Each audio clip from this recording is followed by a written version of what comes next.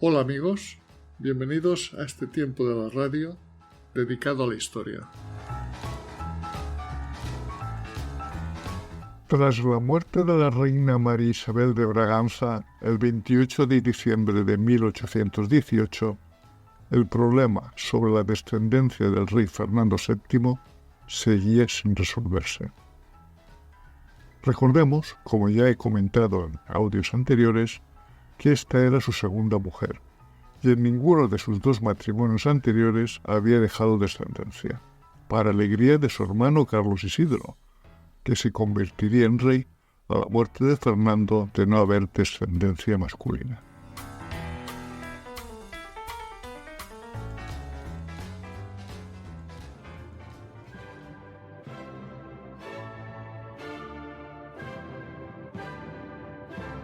Así que pronto, cuando solo habían pasado 5 meses desde la muerte de la reina María Isabel, se iniciaron las gestiones para elegir una nueva reina entre las princesas europeas. En este caso, la elegida fue María Josefa Amalia de Sajonia, una joven de 15 años, que, como no, para no perder la costumbre, tenía lazos familiares en común con el rey Fernando, pero en su doble significado, tanto por parte de madre como por parte de padre. Veamos este complejo trama familiar. María Luisa de Parma, madre de Fernando VII, era tía de la madre de María Josefa luego. Esta era sobrina segunda de Fernando VII. Por otro lado, Carlos IV, padre de Fernando VII, era primo del padre de María Josefa, por lo que eran primos segundos entre sí. Así que, como siempre, hubo que conseguir las consiguientes dispensas papales, cosa a la que nuestro rey ya estaba acostumbrado. Lo que no queda claro con tanto cruce familiar es que las neuronas de los Borbones que salieran de estas uniones no estuvieran más afectadas que lo que la historia nos detalla. Este era un matrimonio raro. En principio no había ninguna causa política que indicara la bondad del mismo, pues el electorado de Sajonia, convertido en reino en 1806 gracias a la protección de Napoleón, significaba muy poco en el contexto europeo de 1819. Es más, su rey, Federico Augusto I, padre de María Josefa, había sido tratado por los aliados como prisionero de guerra, y si el Congreso de Viena permitió la continuidad de su reino, fue a costa de que éste cediera a Prusia y Rusia parte de sus territorios. Vamos, en Román Paladino. Era un malgrano en medio de Europa, ninguneado por todas las potencias que los rodeaban. Luego estaba la diferencia de edad, pues en 1819 Fernando doblaba en edad a la nueva reina, pues tenía 35 años y éste solamente 15. Pero había dos cosas que sí se tuvieron en cuenta en este matrimonio. Uno era la fecundidad de esta familia. Todas las mujeres tenían muchos hijos, como fue el caso de su abuela, María Amalia de Sajonia, que en su matrimonio con Carlos III tuvo 13 hijos, y que dejó un buen recuerdo como madre y como reina entre los españoles. Y el segundo aspecto importante era que esta familia era católica.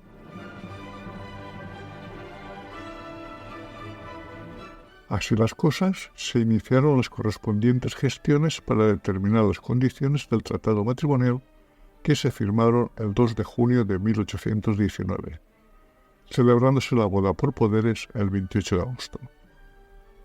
A partir de esta fecha, la ya reina de España inició su viaje hasta Madrid, en donde entró, al igual que la anterior reina María Isabel de Braganza, en olor de multitud el 20 de octubre a las 12 del mediodía, aclamada por el público y escoltada a caballo por su marido y los hermanos de este, Carlos Isidro y Francisco de Paula.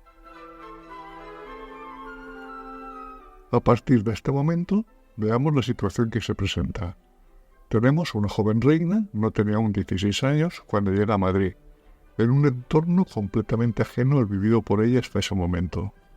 Huérfana de madre desde que tenía 3 años, había sido criada por su tía abuela, María Cunegonda, persona señera del despotismo ilustrado. La nueva reina dominaba el francés, dibujaba, tocaba el piano, escribía poemas y presentaba un sentido de la racionalidad acusado por encima de sus principios religiosos. Y en 3 meses fue capaz de escribir cartas en español a su querido esposo, eso sí, indicando en algunas de ellas que la evitara de asistir al espectáculo de los toros, pues no quería saber nada de esa barbarie. Todo esto chocaba con una corte de Fernando VII, y empezaron a crearse comentarios sobre su excesiva religiosidad y dedicación a sus prácticas de piedad. Todo ello basado en la falsa noticia de que había sido educada en un convento del que no salió hasta la boda con Fernando, y en el que su tía era la abadesa, lo cual no era cierto, pues su tía era en realidad la princesa de la abadía, una mujer de espíritu ilustrado, que fue la encargada de educar a la nueva reina que no estuvo viviendo en el convento. María Josefa nunca se mostró ajena a los problemas políticos, dando a su esposo su opinión sobre los asuntos que se presentaban. Donde mejor se ve su espíritu es en sus poemas y en sus novelas Carta a la reina Bitinia, a su hermana Fernandina, que consta de 5 cartas fechadas entre el 24 de agosto de 1821 y el 5 de julio de 1822. La reina Bitinia hace alusión a la casa de Wakefield, que era la dinastía que gobernaba Sajonia, o sea, que era ella, y el destinatario era su hermana mayor, María Fernanda de Sajonia. Se ha discutido mucho sobre la autoría de dichas cartas, pues se da por hecho que las cartas fueron escritas por la reina María Josefa, aunque debieron ser corregidas en su redacción. No olvidemos que la reina no tenía el castellano como lengua materna, y las cartas están escritas en perfecto castellano, lo que deduce de una mano correctora, que, con la documentación existente a día de hoy, parece ser que fue labor de su camarera mayor, doña Josefa Contreras, condesa de Alcudia, y en aquellos momentos marquesa viuda de Cerralbo. Las cartas son, en su conjunto, un excelente comentario sobre la situación política en España durante el trienio constitucional. En las mismas se refleja a España como un país pobre, sin rumbo político firme de lo que responsabiliza al rey y sus consejeros, divididos en bandos dominados por el espíritu de venganza. Sobre la religiosidad del pueblo español, indica que está basada en prácticas externas rutinarias, con gran desconfianza del Evangelio. De su esposo opina: es de condición afable y para mí cariñoso y complaciente en cuanto puedo apetecer. En esta parte no puedo culpar a la suerte. Su figura es fornida y varonil. No deja de tener luces, discernimiento y discreción, aunque en los negocios políticos me parece que no sabe emplearla oportunamente. Y esto aumenta sus compromisos y mis temores. Tiene un buen fondo de religiosidad y no carece de prendas morales. En fin, es excelente como hombre particular. Como jefe no creo que sabe conducirse ni para su provecho ni para el de sus súbditos. ¡Ay de mí, cuánto siento conocerlo! Unas veces carece de astucia, otras de constancia y energía, pero nunca de honradez. De su cuñado, Carlos María Isidro, dice: la franqueza no puede abrigarse nunca en su pecho ni encubrirse bajo su ingrato exterior. Y de Francisco de Paula opina: es de los que no ha de hacer ningún papel en la máquina política. Vamos, que iba haciendo amigos nuestra reina María Josefa, aunque, como veremos, estos odios son mutuos.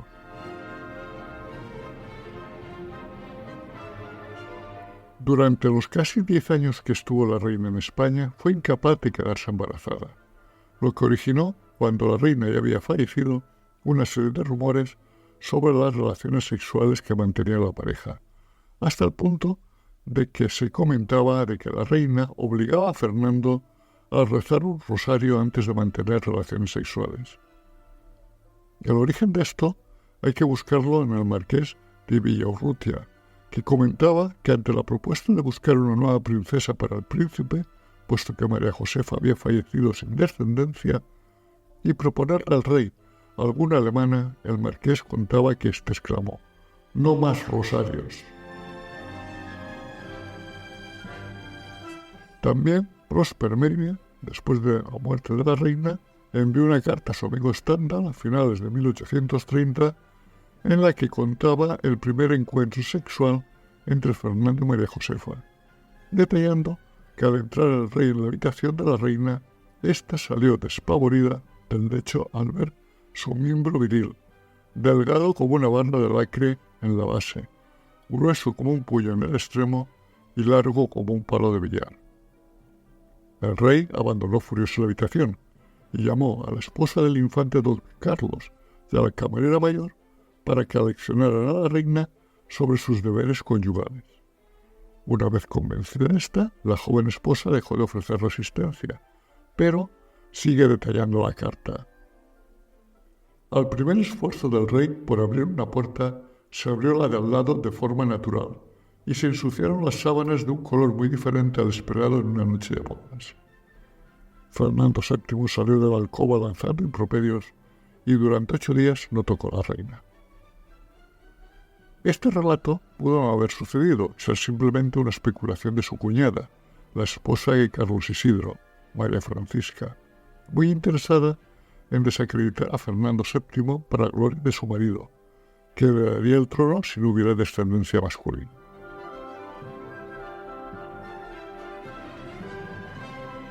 De lo que sí que tenemos constancia es de la voluntad de María Josefa de dar descendencia al rey, para lo que incluso se fue al balneario de Solán de Cabras en Cuenca, en aquellos tiempos en medio de la nada, en medio de las montañas, a tomar baños para fomentar su fertilidad, en donde los reyes estuvieron entre el 6 de julio y el 12 de agosto de 1826. Cuentan las crónicas que el viaje hasta llegar a ese balneario era una odisea. Los coches de mula avanzaban entre nubes de polvo, y en un momento determinado, el rey, sudando y con la boca llena de polvo, gritaba al oficial que cabalgaba junto al estribo: «De este viaje salimos todos preñados, menos la reina».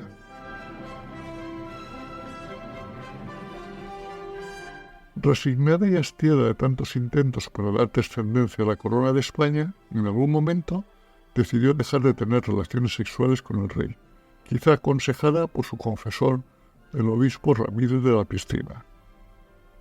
Esto alborotó al rey, que a principios de 1829 escribió una carta al Papa León XII solicitando el cambio de confesor por otro que inculcara a la reina sus deberes como esposa ante su esposo. No conocemos la respuesta del Papa, ya que éste murió a principios de febrero de ese año, y también poco después moriría la reina el 17 de mayo de 1829, según los médicos que la atendieron, de una pulmonía nerviosa. Las exequias y las oraciones fúnebres alcanzaron la solemnidad y extensión habituales en estos casos, y a juzgar por todos los testimonios, Fernando VII sintió verdaderamente su desaparición.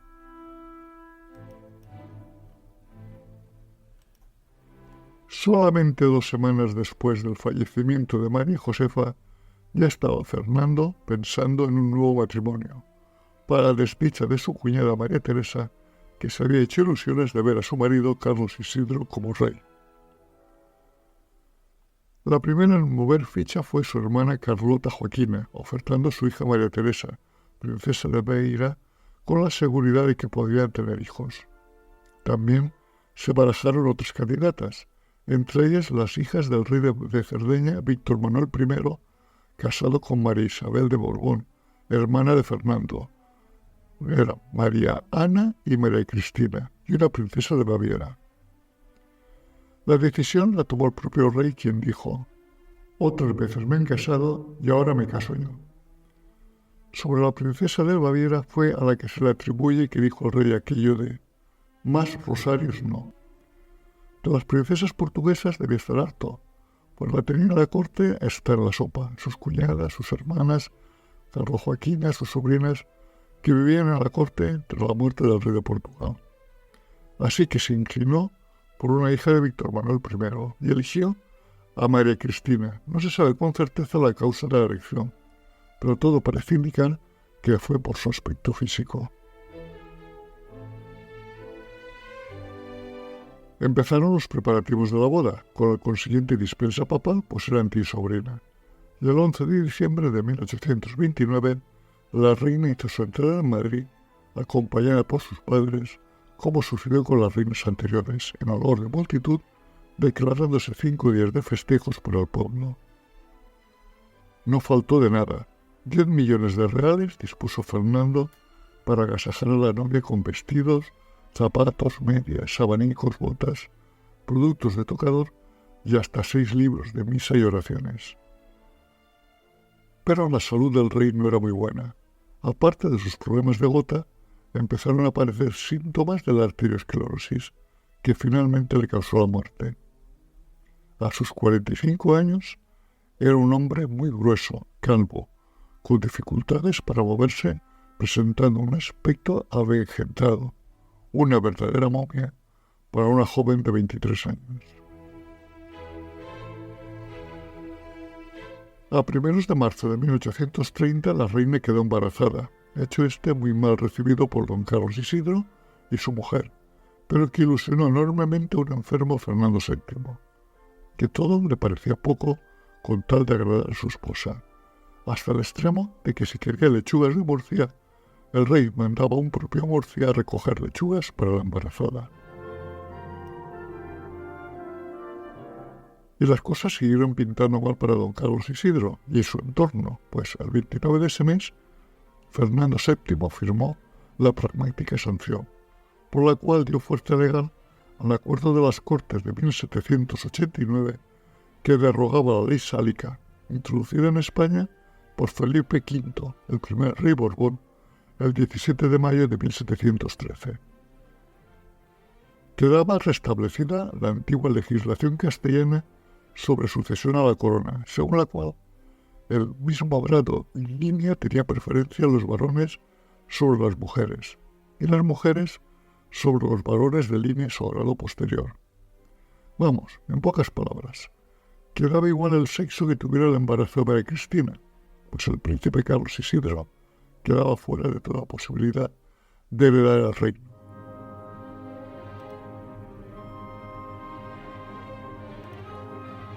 El 10 de octubre de 1830 nació la primera hija de María Cristina y el rey, la futura reina María Isabel Luisa, que pasaría a la historia como Isabel II.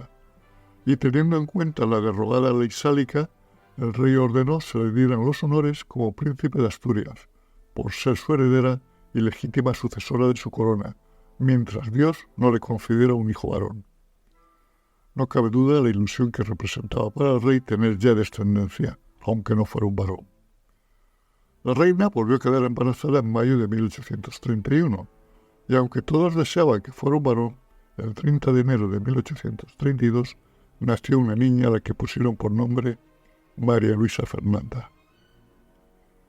Y así transcurrieron el invierno y la primavera de 1832, con el rey tonto con sus hijas y cada vez más enfermo, la reina feliz y el infante Carlos y sus acólitos cabreados viendo la forma de volver a la ley sálica que les otorgaría la corona. Al llegar el verano, la corte se fue al palacio de la granja de San Ildefonso a pasar los calores, y allí empezaron a suceder cosas. Para empezar, el rey empezó a ponerse indispuesto con sus clásicos achaques de gota el 5 de julio, que le fueron repitiendo a lo largo de todo el verano.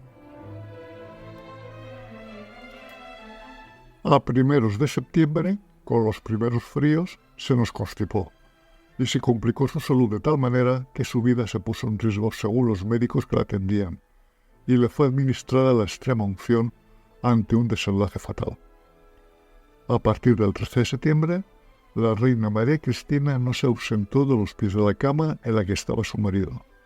Al cuarto entraban, aparte del servicio, los médicos, los confesores del rey y de la reina, el ministro de Estado Antonio de Saavedra, que era el conde de Alcudia, el ministro de Gracia y Justicia, que era Francisco Tadeo Calomarde, y Emidio Antonini, el conde Brunetti y el marqués de Solaro de la Margarita, estos tres últimos diplomáticos y defensores de la dinastía de los Borbones que contaban con la confianza de la reina María Cristina. En pocas palabras, aquí aparecía a determinadas horas el camarote de los hermanos Marr.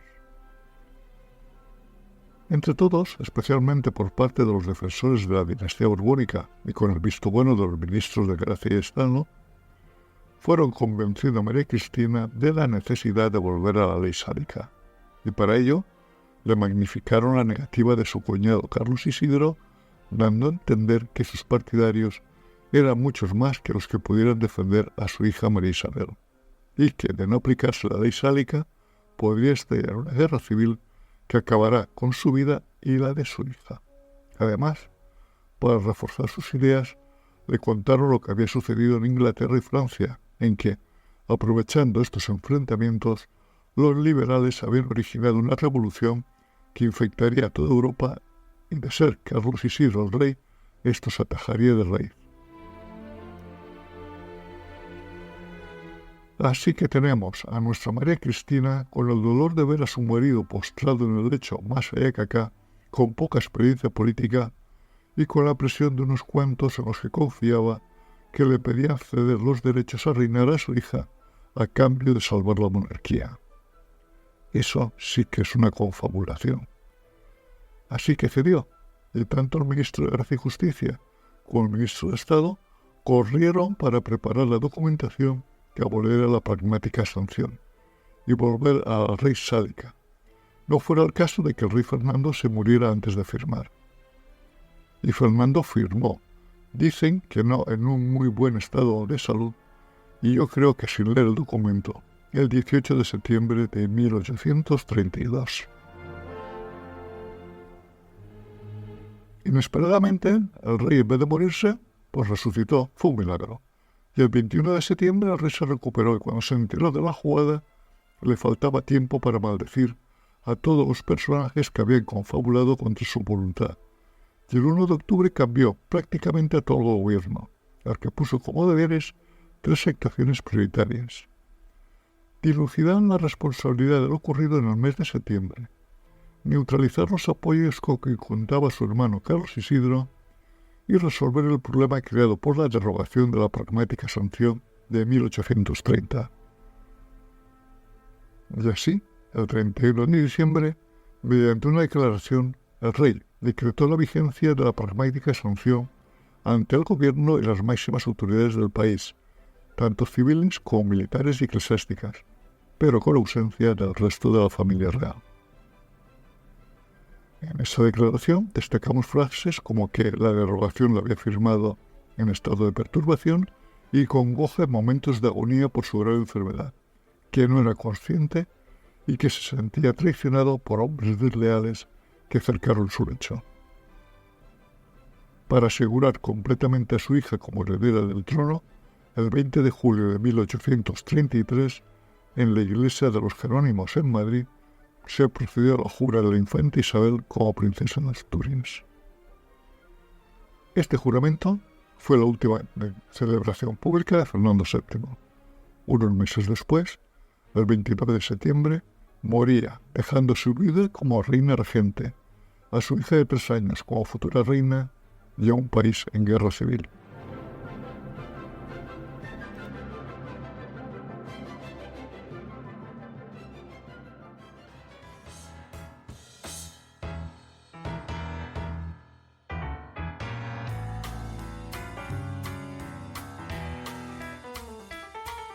Si estás interesado en otros temas de historia, nos puedes seguir en YouTube en mi canal Desde mi Retiro y en iVoox, Spotify y Google Podcast en el canal Un poco de Historia. Este proyecto radiofónico, creado desde mi retiro en la España profunda, es una realización, para bien o para mal, de José Luis García, ciudadano del mundo.